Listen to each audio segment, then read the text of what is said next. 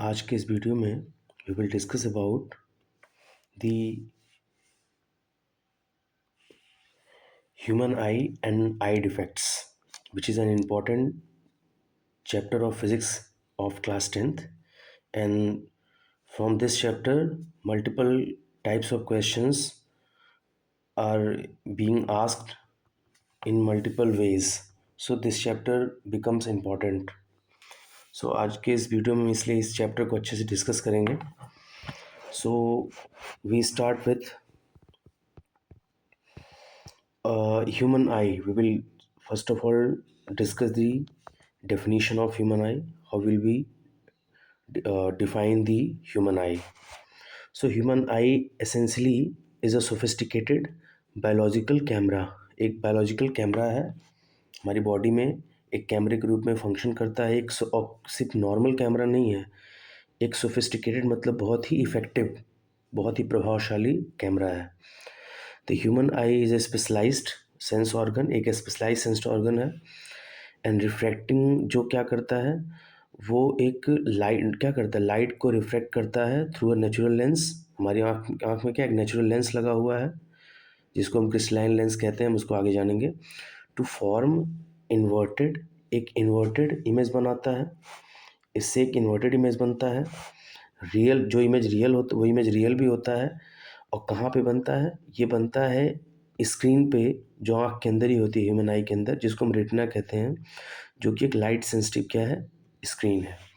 तो ह्यूमन आई एक sophisticated biological camera है जिसके द्वारा क्या होता है, जो ये लाइट को रिफ्लेक्ट करता है और किसी भी ऑब्जेक्ट का नेचुरल लेंस जो आई के अंदर होता है उससे रियल इन्वर्टेड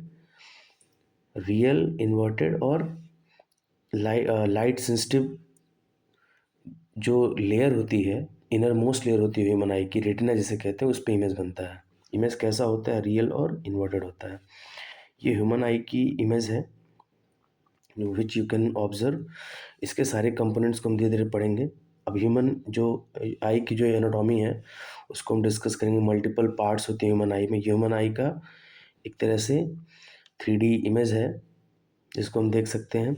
अब इसमें ये अलग अलग पार्ट्स हैं. कोराइड है, रेटिना है, उसके बाद आपका स्क्लेरा है या स्क्लेरियोटिक भी इसको बोलते हैं, फिर कॉर्निया है, फिर प्यूपिल है, लेंस है जिसको क्रिस्टलाइन लेंस भी कहते हैं, आइरिस है, उसके बाद ऑप्टिकल नर्व्स हैं, मैक्यूला है, अंदर वाइट्रस लिक्विड है, फिर इंटीरियर चेम्बर है, कुछ सिलरी मसल्स है, सिलरी बॉडी होती है, कुछ इंपॉर्टेंट पार्ट्स. इनमें से कुछ पार्ट्स ऐसे हैं जो एग्जाम में बार बार पूछे जाते हैं, जो ज़्यादा इंपॉर्टेंट हैं, सिग्निफिकेंट पार्ट्स हैं, कंपोनेंट्स हैं ह्यूमन आई के. तो इसको हम वन बाय वन डिस्कस करते हैं. So next thing that we are going to discuss is the component of human eye. We will discuss the components of human eye. We have to discuss the components of human eye. हमें इसको discuss करना है. अब सबसे पहला जो component है जो हमें डिस्कस करना है, that is cornea. Cornea is the part that we have to discuss. Cornea एक इम्पॉर्टेंट पार्ट है. अब जैसे क्या था, तो कॉर्निया को कैसे डिफाइन करेंगे, और ट्रांसपेरेंट बल्गिंग फ्रंट सरफेस, आँख के सामने जो फ्रंट सरफेस है, ये वाला जो बाहर इस तरह से निकला हुआ है, ये वाला पार्ट आँख के सामने का फ्रंट वाला पोर्शन है, इसी को हम कहते हैं कि ये कॉर्निया है. अब आगे की तरफ उभरा रहता है. So it is bulging surface. It acts like a primary lens. ये सबसे पहला लेंस, जैसे आँख के अंदर आई लेंस तो होता ही है. आई लेंस क्या है, आई लेंस यहाँ पे है, ये आई लेंस है. लेकिन ये इससे पहले भी ये आई लेंस यहाँ पे सेकेंडरी लेंस की तरह काम करता है. सबसे पहले लाइट इसी कॉर्निया को फेस करती है और ये भी ट्रांसपेरेंट होता है, इसलिए एक लेंस की तरह ही काम करता है. और लेंस कहने के पीछे रीज़न क्या है, क्योंकि ये भी लाइट को रिफ्लेक्ट करता है. तो एक प्राइमरी लेंस की तरह काम करता है कॉर्निया. और इसका रिस्पॉन्सिबिलिटी क्या है, ये क्या करता है, it's responsible for most of the refraction. जो लाइट की बेंडिंग होती है, रिफ्रैक्शन मतलब जो आँख के अंदर इंटर करती है, उसकी ज़्यादातर बेंडिंग के लिए कॉर्निया ही रिस्पॉन्सिबल होता है. मतलब इससे क्या होता है, आई लेंस जो क्रिस्टलाइन लेंस उस पर ज़्यादा प्रेशर नहीं आता, वर्किंग प्रेशर नहीं आता है. उसके बाद दूसरा कंपोनेंट जो हमें डिस्कस करना है वो आइरिस है. आइरिस क्या होता है, आइरिस एक डार्क मस्कुलर डायफ्राम है, मतलब एक मसल से बना होता है, डार्क होता है. और बिहाइंड द कॉर्निया, कॉर्निया के ठीक पीछे होता है आई लेंस की तरफ। इसका फंक्शन क्या होता है, ये 2 चीज़ें करता है। एक तो ये क्या करता है, it control the size of प्यूपिल, आँख में जो प्यूपिल पुतली होती है उसकी साइज़ को कंट्रोल करता है। एंड गिव्स आई को, हमारे आई को कलर देता है। जो इसके बहुत पॉपुलर कलर हैं उसमें सबसे पॉपुलर ब्लैक है, ब्लैक कलर सबसे ज़्यादा पॉपुलर है। उसके बाद इसमें ब्राउन कलर आता है, ब्लैक, ब्राउन और ब्लू कलर भी होता है। बहुत रेयर होता है ब्लू कलर, लेकिन होता है ब्लू कलर भी। तो ये 3 कलर्स इसके होते हैं। आँख में जो कलर आता है वो होता है ब्लू, ब्लैक और ब्राउन, जिसमें ब्लैक और ब्राउन ज़्यादा पॉपुलर है और ब्लू बहुत ही रेयरली पाया जाता है। तो ये होता है। तो आइरिस क्या है, एक तरह का मस्कुलर डायफ्राम है। Iris is a muscular diaphragm, जिसका मेन फंक्शन क्या होता है कि ये प्यूपिल के साइज़ को क्या करता है, कंट्रोल करता है। अब हम पहले इसको समझते हैं। अब पहले प्यूपिल को भी देख लेते हैं। यहाँ पे तुरंत प्यूपिल है। द सेंट्रल ओपनिंग, ये आइरिस के बीचों बीच एक ओपनिंग होती है। जैसे मान लो आइरिस इस तरह से आँख पे है तो इसके बीच में एक ओपनिंग होती है, उसी को हम प्यूपिल कहते हैं। तो it regulates amount of light entering the eye by contracting in the bright light. जो ब्राइट लाइट होती है तो पीपल क्या करता है, कॉन्ट्रैक्ट करके छोटा हो जाता है और डिम लाइट में एक्सपेंड करके बड़ा हो जाता है। मतलब अगर कहीं पे कम लाइट है, अमाउंट ऑफ लाइट कम है, डिम लाइट है, तो वहाँ पे हमारे आँख की पीपल का साइज बढ़ जाता है और ब्राइट लाइट में घट जाता है। और इसका रीज़न ये है कि, और ये किस तरह से, किसकी मदद से अपना साइज़ कम अधिक करता है पीपल, वो आइरिस की जो मसल्स हैं वही कॉन्ट्रैक्ट हो जाती हैं, वो रिलैक्स होती हैं, फिर कॉन्ट्रैक्ट होती है, जिसकी वजह से क्या होता है, प्यूपिल का साइज छोटा बड़ा हो जाता है उसमें, मतलब ब्राइट लाइट में और डिम लाइट में। तो ये चीज़ है। उसके बाद अब इसको पहले हम इस डायग्राम से समझने की कोशिश करते हैं। अब यहाँ पे क्या है कि ये सिलेरी मसल्स हैं। उसके बाद यहाँ पे पहली बात आइरिस यहाँ पे है, आइरिस ये वाला पार्ट आइरिस है। अब उसके बाद यहाँ पे देखिए बीच में प्यूपिल है। तो ये ही क्या करती है, जब लाइट डिम आती है तो इसका इसी इसी आइरिस की मदद से प्यूपिल अपना साइज छोटा कर लेता है जब ब्राइट लाइट होती है, और अपना साइज बड़ा कर लेता है जब ये यहाँ पे डिम लाइट आती है, ताकि ज़्यादा से ज़्यादा लाइट अंदर जा सके और हमें इमेज क्लियर दिखे, इमेज का रेजोल्यूशन हाई हो उस वजह से। तो यानी आइरिस जो मसल है इसी का अलग अलग कलर भी होता है। अब हम लोगों में नॉर्मली इंडियन में देखा जाए तो इंडियन में कलर ज़्यादातर ब्लैक होता है और कुछ लोगों का ब्राउन होता है। और जब हम फॉरेन कंट्रीज में जाते हैं तो वहाँ पे ये ब्लू, मतलब ब्लू ज़्यादा पाया जाता है। तो ये है, मतलब आइरिस एक मसल है जो क्या करता है, इसका काम होता है एक तो आँख को कलर देना, दूसरा प्यूपिल के साइज को डिम लाइट और ब्राइट लाइट के केस में बड़ा और छोटा करना, ये इसका काम होता है कॉन्ट्रैक्शन और रिलैक्सेशन के थ्रू। तो ये चीज़ आपको समझनी थी। और देखिए कॉर्निया के ठीक नीचे है आइरिस, यहाँ पे, तो ये आइरिस है और आइरिस के मिडिल में क्या है, प्यूपिल है। अगला पार्ट है क्रिस्टलाइन लेंस। जो आई लेंस होता है उसी को क्रिस्टलाइन लेंस भी कहते हैं। और फाइब्रस, एक फाइबर से मतलब टिश्यूज, फाइब्रस टिश्यूज से बना होता है और जेली लाइक, मतलब दबता है, बहुत फ्लेक्सिबल होता है, जेली लाइक मटेरियल। एंड वो कन्वेक्स, इन क्या है, ह्यूमन जो आई लेंस है ह्यूमन आई का, वो कन्वेक्स होता है। और फाइन ट्यूनिंग, बहुत ही अच्छी ट्यूनिंग होती है, बहुत अच्छा एडजस्टमेंट होता है कि जब भी किसी ऑब्जेक्ट को हमें दूर या करीब किसी भी डिस्टेंस पे हमारी आँख से ऑब्जेक्ट हो तो ये बहुत तेज़ी से, ये लेंस क्या होता है, फोकस पे उसको लाता है, बहुत जल्दी फोकस कर लेता है। जैसे हम कैमरे को या फोटो क्लिप लेना चाहते हैं, वीडियो रिकॉर्ड करना चाहते हैं, तो हम जब ऑब्जेक्ट्स को बहुत ऊपर नीचे करके एडजस्ट करते हैं तब वो बढ़िया से क्लियर दिखता है, नहीं तो ब्लर दिखता है। तो ये उससे फास्ट इसकी टेक्निक होती, इस लेंस की कैपेबिलिटी है कि ये बहुत तेज़ी से ऑब्जेक्ट किसी भी डिस्टेंस पे हो तो उसको बहुत जल्दी जो है फोकस कर लेता है। तो ये एक खास चीज़, एक यूनिक चीज़ है about our eye lens. Next है सिलेरी मसल्स। अब सिलेरी मसल्स क्या होती हैं, अब यहाँ पे आई लेंस में मैं आपको पहले सिलेरी मसल्स को डिस्कस करते हैं, फिर आई लेंस की बात करते हैं। तो these muscles hold the lens in place. Ciliary muscle का काम क्या होता है, आई लेंस को, क्रिस्टलाइन लेंस जो मैंने आपको बताया, ये इसको क्या करती है, होल्ड करती है उसी जगह पे जहाँ पे आई लेंस है वहाँ पे रहे। और मॉडिफाइड्स कर्वेचर, कर्वेचर मतलब फोकल लेंथ या रेडियस ऑफ कर्वेचर जो होता है किसी स्फेरिकल लेंस, जैसे मैं लेंस आप लोग लेंस में देख सकते हैं कि वहाँ पे कर्वेचर, रेडियस ऑफ कर्वेचर होता है और फोकस होता है, तो उसको ये चेंज करता है कॉन्ट्रैक्शन और रिलैक्सेशन के थ्रू। अभी मैं आगे डिस्कस करूँगा जब हम accommodation power of lens discuss करेंगे। तो फोकल लेंथ को चेंज करना एक काम होता है सिलियरी मसल का, और लेंस को उसकी जगह पे होल्ड करना काम होता है। जैसे ये देखिए सिलियरी मसल्स यहाँ पे लगी हुई हैं। ये जो सिलियरी मसल्स हैं, इनका मेन फंक्शन है कि यहाँ से आई लेंस ये साथ में जुड़ी हुई हैं, और ये लेंस को मतलब खींच के पतला भी कर सकती हैं। अभी लेंस को जब खींचती हैं तो जैसे दूर का कोई ऑब्जेक्ट देखना है तो लेंस खींच के जो है बहुत ही इस तरह से हो जाता है, और जब करीब की चीज़ों को देखना होता है तो ये लेंस को, और मतलब इस समय फोकस क्या है, बहुत ज़्यादा कर्वेचर बढ़ गया है क्योंकि बहुत बड़ा स्फेरिकल लेंस की तरह ट्रीट कर रहे हैं, और जब करीब के ऑब्जेक्ट्स को देखना होता है तो ये इसको दबाती हैं, तो जिसकी वजह से ये कर्वेचर बहुत ज़्यादा इस तरह से लेंस कुछ इस तरह से हो जाता है, जिससे छोटी इसका फोकस घट गया, अब छोटा गोला बनेगा। तो ये फ़ायदा होता है, जिससे कर्वेचर घट जाता है तो दूर की चीज़ें ज़्यादा दिखती हैं। तो ये है इसके बारे में, that we have to understood, we have to understand. So next is what? Next is we have to discuss about the retina. Retina क्या है? रेटिना स्क्रीन की तरह काम करता है, क्योंकि ह्यूमन आई से जो इमेजेस बनते हैं वो रियल इमेजेस होते हैं, और रियल इमेजेस जो होते हैं वो उनको स्क्रीन चाहिए, तभी स्क्रीन पे छपते हैं वो। तो रेटिना जो होता है आँख के अंदर, रेटिना एक लेयर है, इनर मोस्ट लेयर आँख की, ह्यूमन आई की सबसे अंदर वाली जो लेयर है उसको हम रेटिना कहते हैं, जो स्क्रीन की तरह काम करता है हमारे आई के लिए स्क्रीन की तरह फंक्शन करता है। और बहुत ही डेलिकेट मेम्ब्रेन होती है इस पे, मतलब बहुत ही डेलिकेट मेम्ब्रेन है, बहुत ही नाजुक सी झिल्ली जैसी होती है, पतली सी, जिसमें vast number of light sensitive sales होते हैं।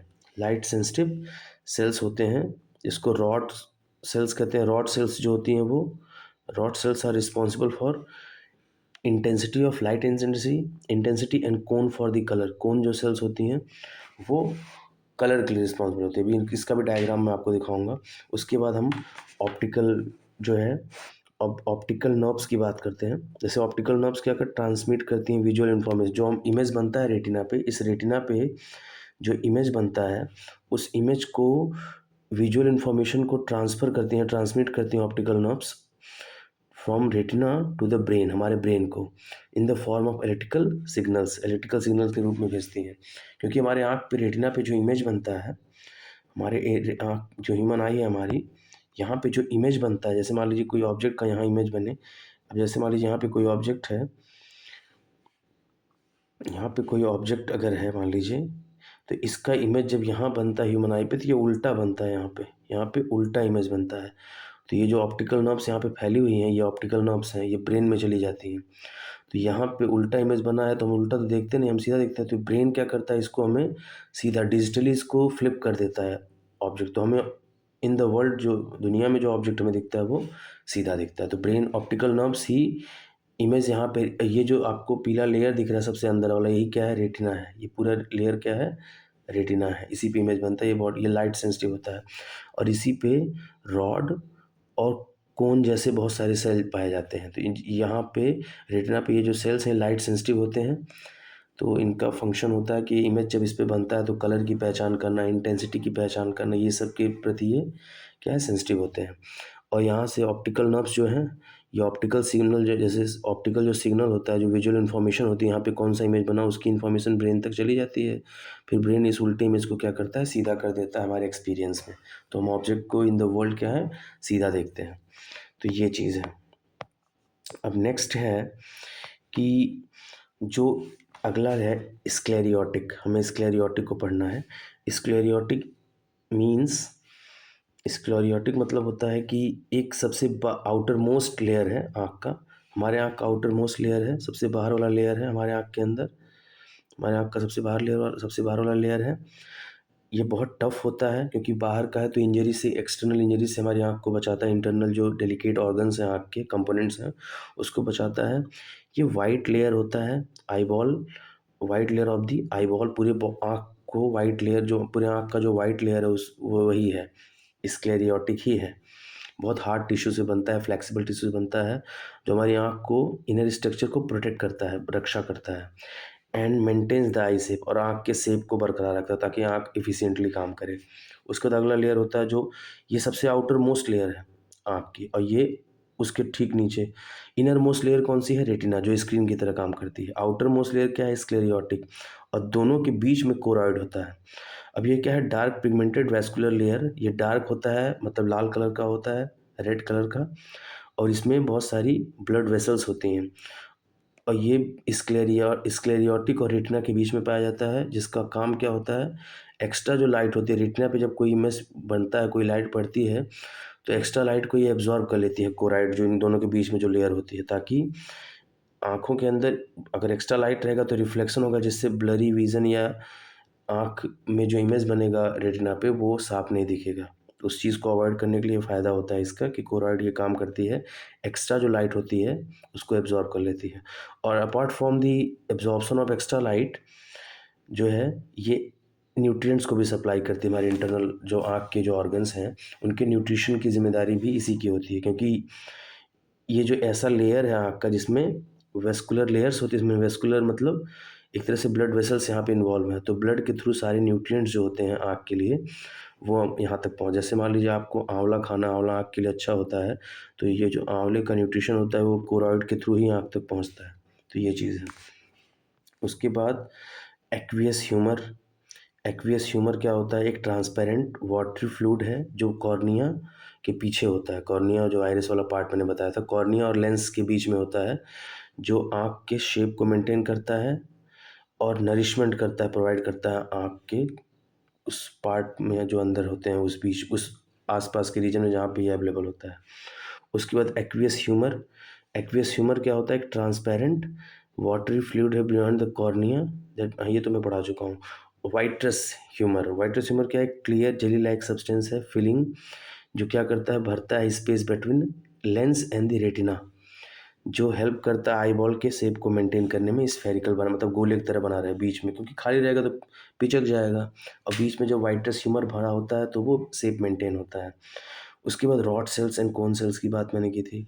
रॉड सेल्स क्या होती हैं? एक तरह से फोटो रिसेप्टर सेल्स हैं, यानी फोटो सेंसिटिव सेल होती हैं, लाइट पड़ते ही ये एक्टिव हो जाती हैं, और ये जो रॉड सेल्स होती हैं ये लो लाइट के प्रति सेंसिटिव होती हैं, डिम लाइट में, तो do not detect colour, but ये इनका देखो, रॉड सेल्स कलर तो नहीं डिटेक्ट कर पाएंगे, लेकिन रात में जो विज़न हमको दिखता है, रात में जो हम देख सकते हैं, उनमें इनका बहुत बड़ा रोल है। उसके बाद कोन सेल्स क्या होती हैं? कोन सेल्स भी फोटो सेंसिटिव सेल्स हैं, जो ब्राइट लाइट के प्रति सेंसिटिव होती हैं। इनका जो रोल है ब्राइट लाइट में होता है, और ये हाई रेजोल्यूशन जो इमेज आपको दिन में बहुत साफ दिखता है, वो इसके लिए ये रिस्पॉन्सिबल है, और कलर पहचानने के लिए भी रिस्पॉन्सिबल है।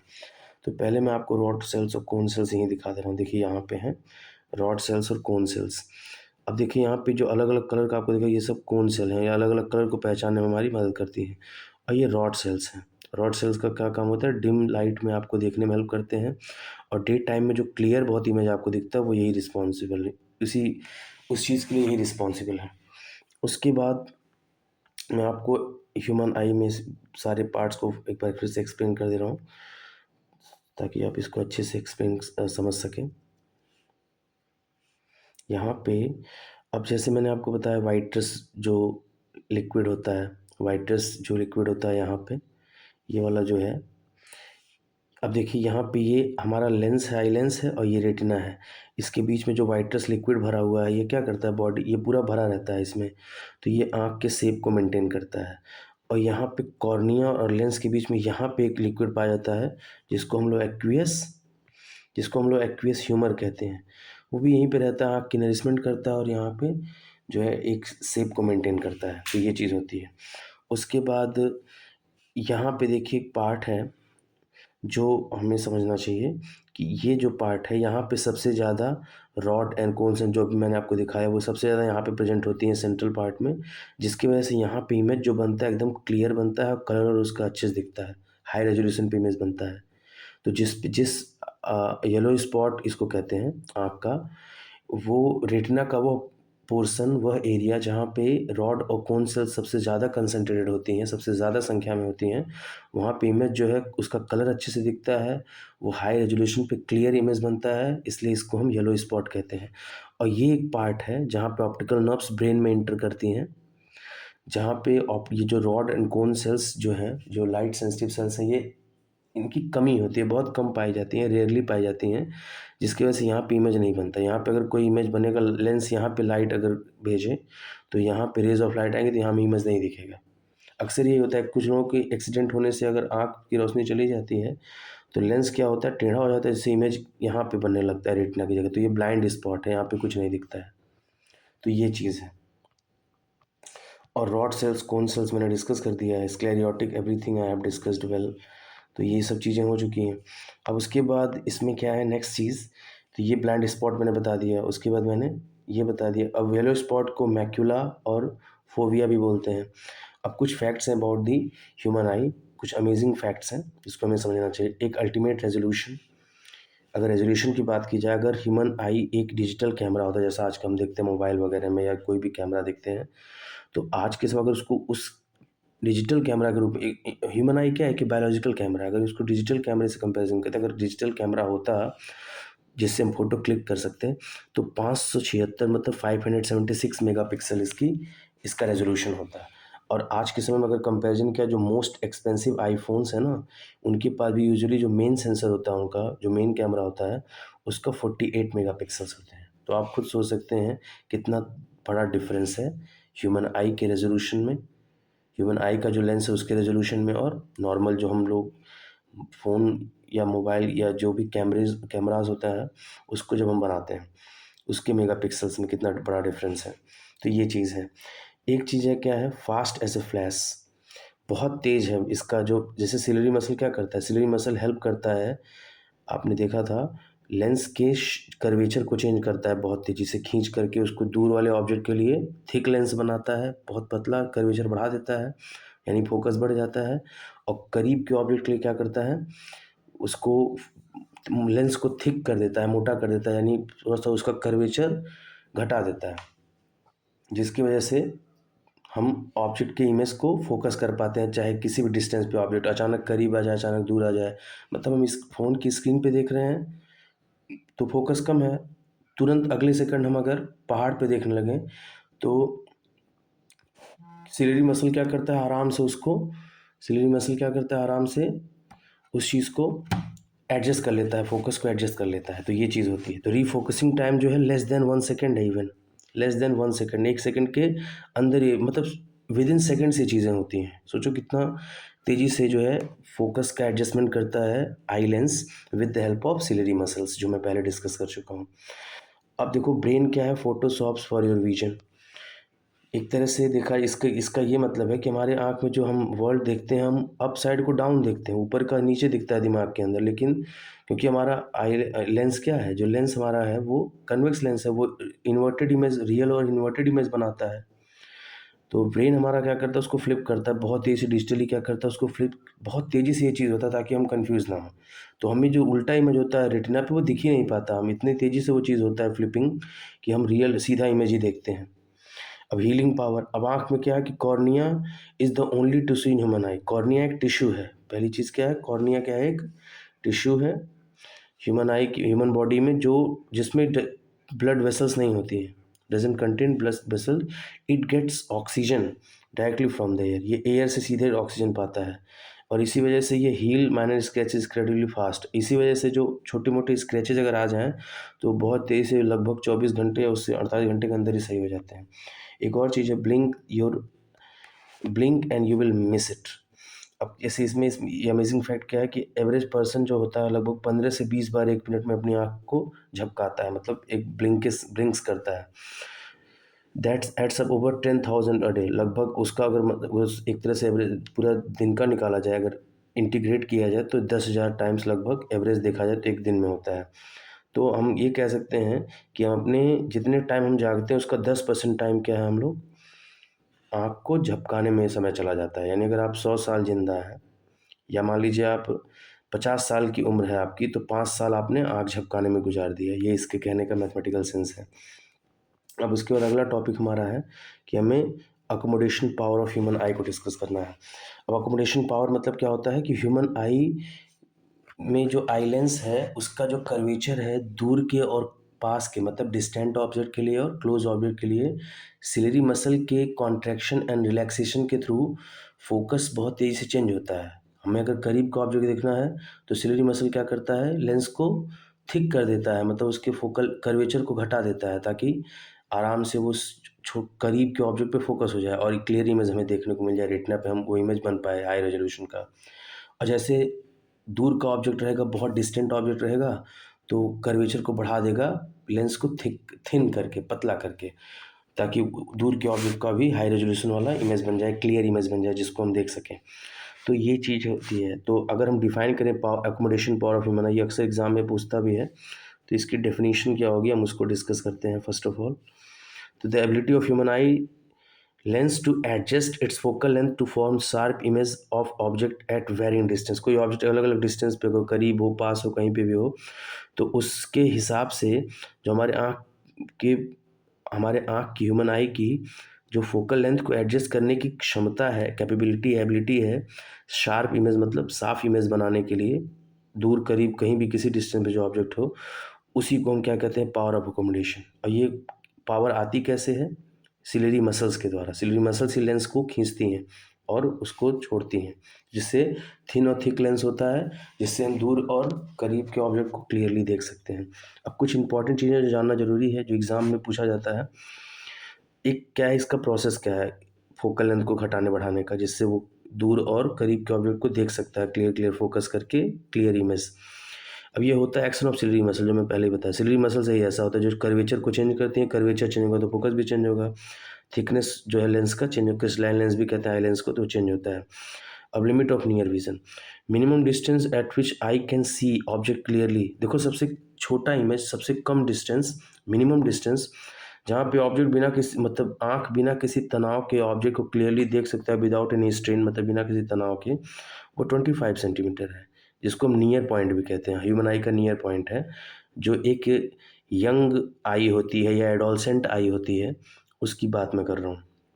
और लिमिट फॉर फार विजन, अगर दूर का देखा जाए तो मैक्सिमम डिस्टेंस जो ह्यूमन आई देख सकता है बिना किसी स्ट्रेन के, वो क्या है, क्लियरली इन्फिनिटी है। ये भी एक यंग आई के लिए है, यानी एक एडोलसेंट आई के लिए है। अब एक चीज़ अगर आप इसको समझना चाहें ट्रिक के जैसे, अगर रिलैक्स्ड मसल्स हैं, सिलेरी मसल्स अगर रिलैक्स कर रही हैं, तो लेंस क्या होता है, थिन होता है, पतला हो जाता है, लेंस इस तरह से हो जाता है, इस तरह से। तो ये दूर के ऑब्जेक्ट को देखने में मदद करता है डिस्टेंस विजन के लिए। और अगर कॉन्ट्रैक्टेड है सिलेरी मसल्स, तो ये लेंस को कुछ इस तरह से कर देती हैं, और यहाँ पे सिलेरी मसल्स क्या करती हैं, कॉन्ट्रैक्ट करती हैं, और ये क्लोज के ऑब्जेक्ट को देखने के लिए मदद करता है। तो इस प्रकार से अकोमोडेशन पावर हेल्प करता है। अकोमोडेशन पावर में आप देख सकते हैं, फार पॉइंट है तो लेंस देखिए कुछ इस तरह से है, क्योंकि लेंस की सिलेरी मसल्स ने क्या खींच रखा है दोनों तरफ से। तो हम फार ऑब्जेक्ट को एक्सपेंडेड आई लेंस के, मतलब एक्सपेंडेड मतलब ये थोड़ा सा फैल गया इस तरह से, कम हो गया, जो इस तरह का सिचुएशन था वो घट करके इस तरह का हो गया, मतलब नॉर्मली ऐसा।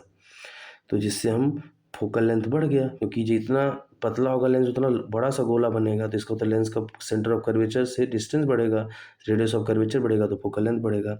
और आपको पता है पावर ऑफ लेंस क्या होता है, 1/f इन मीटर। तो अगर फोकल लेंथ बढ़ा तो पावर घट जाएगा, पावर घट जाएगा मतलब जो लेंस को रे को डाइवर्ज और कन्वर्ज करने की जो पावर है लेंस की, वो कम हो जाती है। तो ये चीज़ है।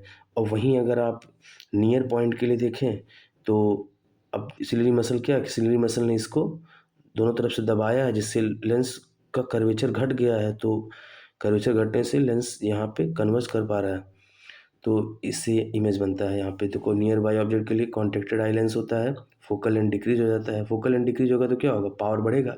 तो पावर बढ़ेगा तो क्या होगा, पावर बढ़ने का मतलब क्या है, कन्वर्ज या डाइवर्ज करने को जो रे को कन्वर्ज और डाइवर्ज करने की जो क्षमता है लेंस की, वो बढ़ गई। तो करीब में ऑब्जेक्ट रहेगा तो यहाँ से इमेज आएगा, और ज़्यादा कन्वर्ज कर पाएगा तो यहाँ आके इमेज बन जाएगा। तो इस प्रकार से अकोमोडेशन पावर होता है। अब वर्किंग ऑफ ह्यूमन आई है नेक्स्ट पॉइंट। ह्यूमन आई कैसे फंक्शन करना है, जैसे ह्यूमन आई functions like self adjusting optical instrument. एक सेल्फ एडजस्टिंग, हम इसको थोड़ी ना एडजस्ट करते हैं, खुद एडजस्ट हो जाती है आइरिस की मदद से और सिलेरी मसल्स की मदद से।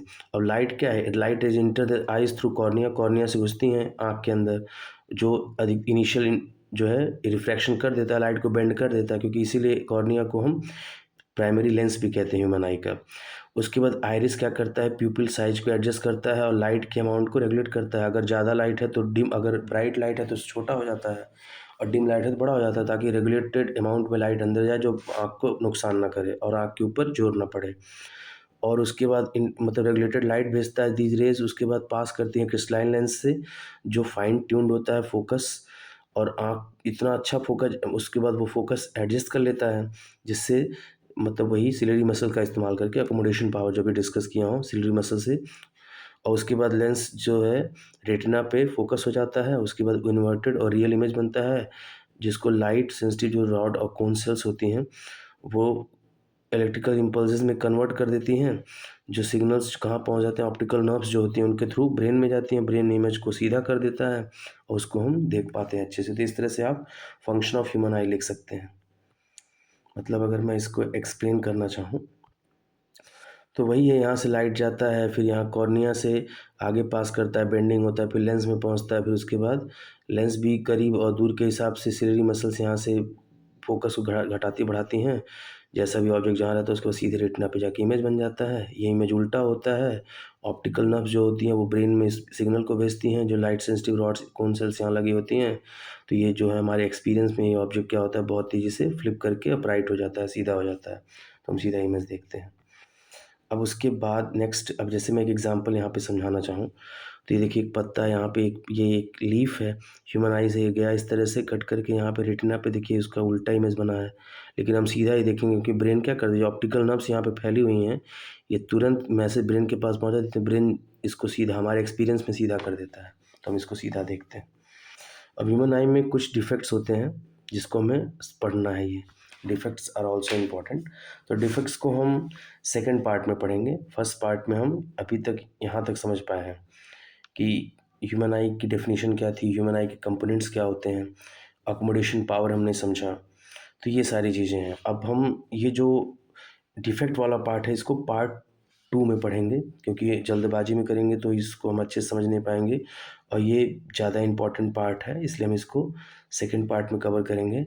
तो अभी तक आप इसको अच्छे से देखिए, इसको रिवाइज़ करिए। उसके बाद हम ह्यूमन आई के जो डिफेक्ट्स होते हैं उसके बारे में पढ़ेंगे। तो thank you so much for watching this video.